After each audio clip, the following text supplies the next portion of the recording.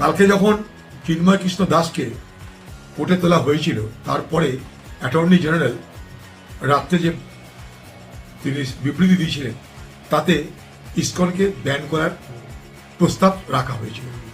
আমার মনে হয় আন্তর্জাতিক বিশ্বের যে চাপ, কারণ ইসকন একটা আন্তর্জাতিক সংগঠন, তারা কখনো হিংসা করে বলে আমাদের জানা নাই, তারা কখনো রাইফেল বন্দুকের কারবার করে বলে আমাদের জানা নাই।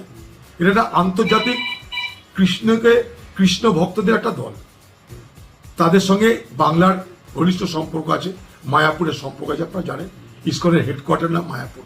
তো আমাদের বক্তব্য তখন সারা আন্তর্জাতিক চাপ সৃষ্টি হয়েছে, কারণ আপনাদের কাছে ইসকনকে ব্যান করার প্রতিবাদে আমেরিকাতে, ইউরোপে সর্বত্র প্রতিবাদ মিছিল ধ্বনিত হয়েছে। আজকে বাংলাদেশে বিরাট সাহায্য আসে ইউনাইটেড নেশনস থেকে, বাংলাদেশে প্রচুর পরিমাণ আর্থিক সাহায্য আসে আমেরিকা থেকে, ইউরোপ থেকে। তাই স্বাভাবিকভাবেই সেখানটায় আর্থিক অসুবিধা তৈরি হতো, আর অনেক বিপদ তৈরি হতো তাদের, তারা অনেক বেশি একঘরে হয়ে পড়তেন।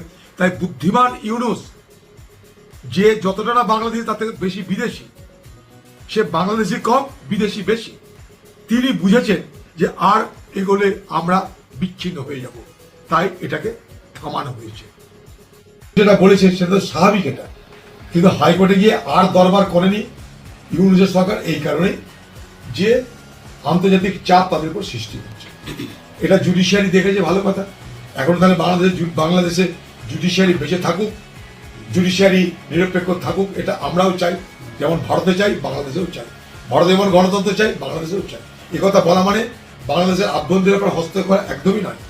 আমাদের পাশের দেশ, আমরা এড়িয়ে যেতে পারি না, আমরা ভূগোলকে এড়াতে পারি না, আমরা ভূগোলকে অস্বীকার করতে পারি না। যদি ভূগোলকে অস্বীকার করতে না পারি তাহলে বাংলাদেশ আমাদের পড়োশী দেশ। তাই আমাদের ভালো লাগুক বা না লাগুক, এই পড়োশী দেশের ভালো মন্দ নিয়ে আমাদের থাকতেই হবে।